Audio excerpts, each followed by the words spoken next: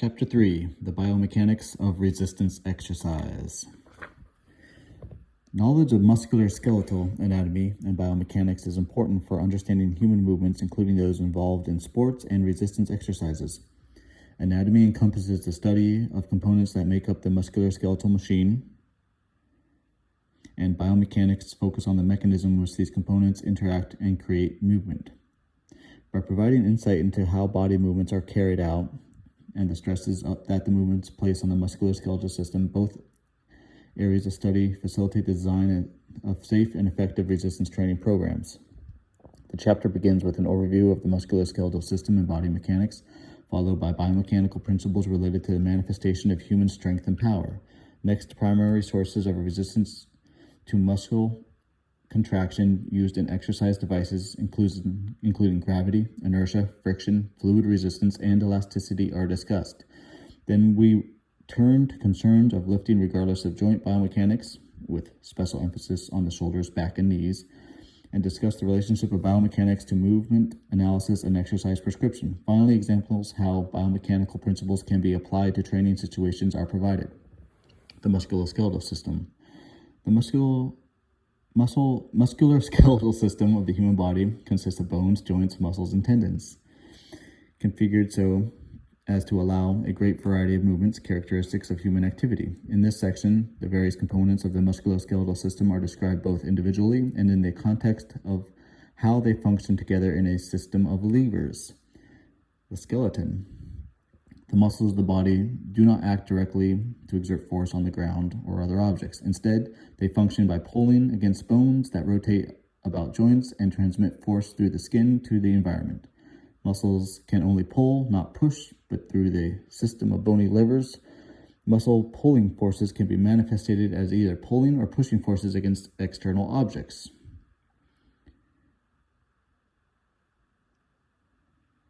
There are approximately 206 bones in the body, though the number can vary. The human figure 3.2 shows the human skeletal form in the front and rear. The relatively high, strong structure provides leverage, support, and protection. The axial skeleton consists of the skull, cranium, vertebrae C1 through the coccyx, the ribs, and the sternum. The appendicular skeleton includes the shoulders, girdle, scapula, clavicle, humerus, and all the bones distal to those structures. And the pelvic girdle, ilium, ischium, pelvis, and femur are all bones distal to those structures. Junctions of bones are called joints. Fibrous joints, sutures of the skull, allow virtually no movement. Cartilaginous joints, intervertebrate disc, allow limited movement, and synovial joints, elbows and knees, allow considerable movement. Sport and exercise movements occur mainly about the synovial joints, whose most important features are low friction and large range of motion. Articulating bones ends are covered with smooth, hyaline cartilage, and the entire joint is enclosed in a capsule filled with synovial fluid. There are usually additional supporting structures of ligaments and cartilage. Virtually all joint movements consist of rotation around points of axis. Joints can be categorized by the number of directions about which movement can occur. Uniaxial, such as elbow, operate at hinges, especially rotating about one axis. The knee is often referred to as a hinge joint, but its axis of rotation actually changes throughout the joint in motion. Biaxial joints, such as the ankle and wrist, allow movement about two perpendicular axes. Multiaxial joints, including the shoulder, hip, ball, and socket joints, allow movement about all three perpendicular axes that define space. The vertebral column is made up of several vertebral bones separated by flexible discs that allow movement to occur.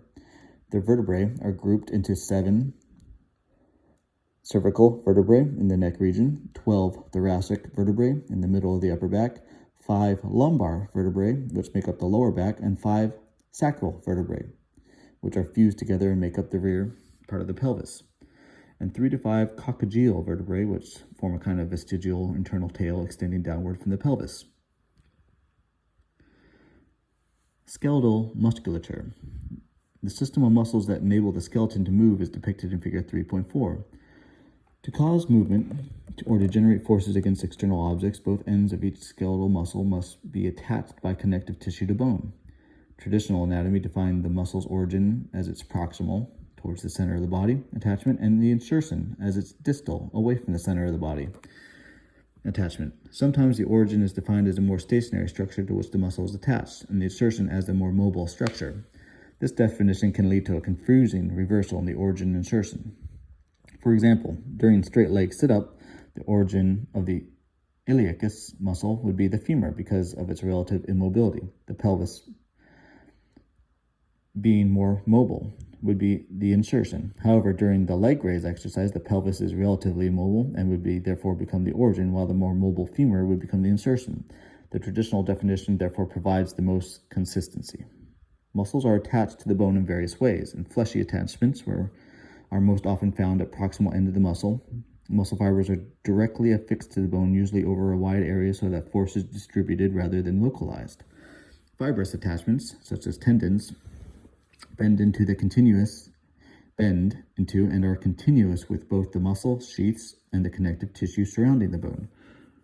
They have additional fibers that extend into the bone itself, making it a very strong union.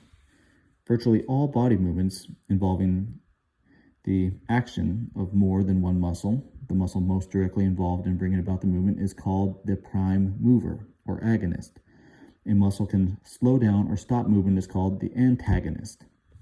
The antagonist assists the joint stabilization and in breaking the limb towards the end of the fast movement, thereby protecting ligamentous and cartilaginous joint structures from the potential destructive forces.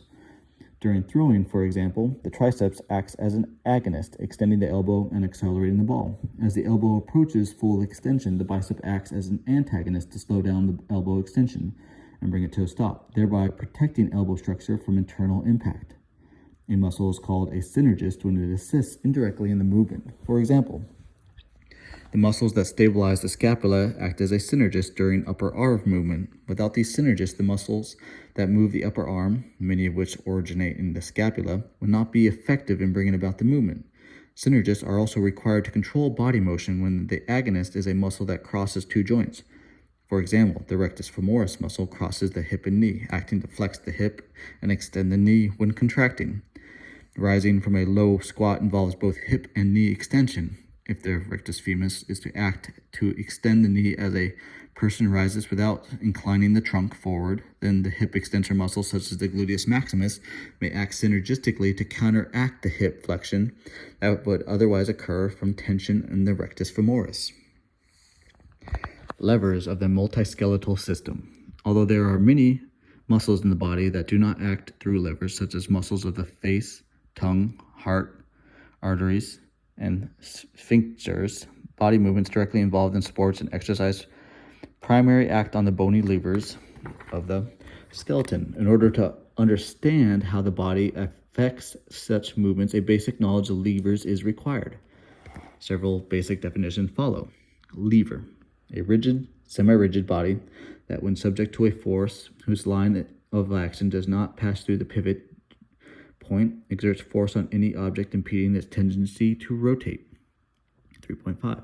Fulcrum, the pivot point of a lever. Moment arm, also called the force arm, lever arm, or torque arm.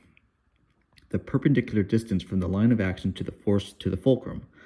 The line of action of a force is an infinitely long line passing through the point of application from the force, orientated in the direction in which the force is exerted.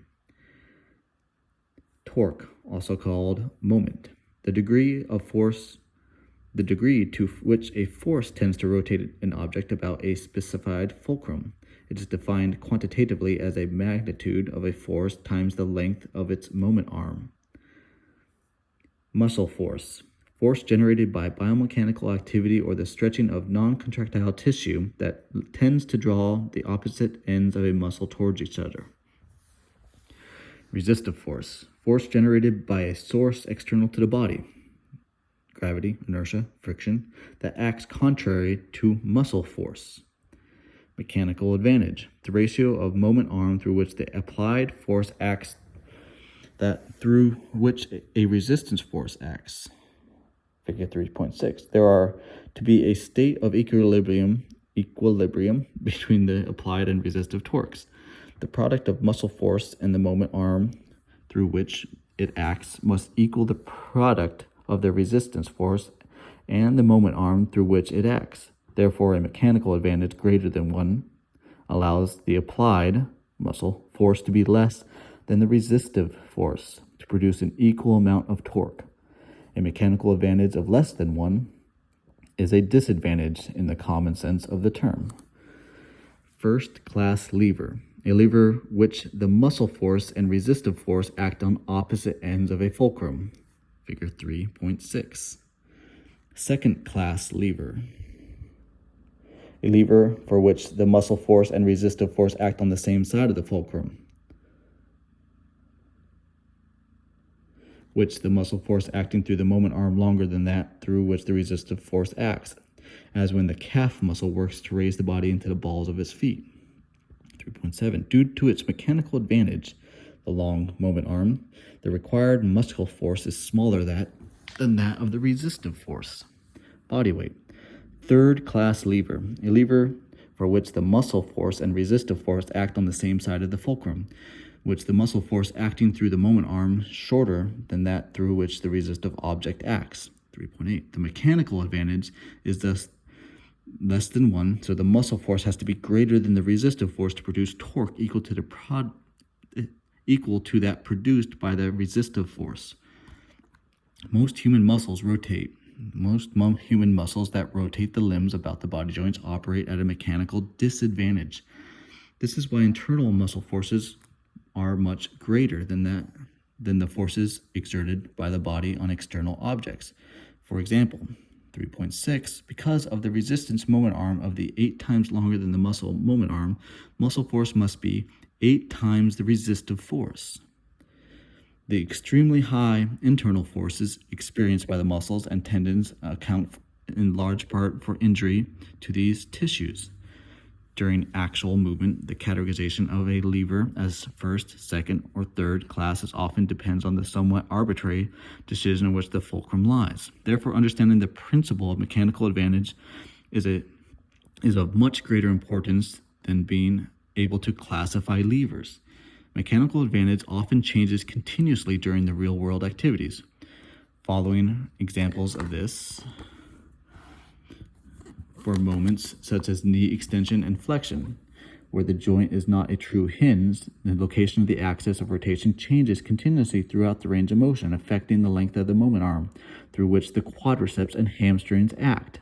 3.9. The knee extension of the patella, or kneecap, helps to prevent large changes in the mechanical advantage of the quadricep muscle by keeping the quadriceps tendon from falling too close to the axis of rotation. 3.10. For movements such as knee and elbow flexion, there is no structure such as the patella to keep the perpendicular distance from the joint axis of rotation to the tendon's line of action relatively consistent. 3.11. During weightlifting, the moment arm through which the weight acts equal the horizontal distance from the line through which the center of mass of the barbell or dumbbell to the body joint about which rotation of the limb occurs. The resistance moment arm thus varies throughout the movement. 3.12.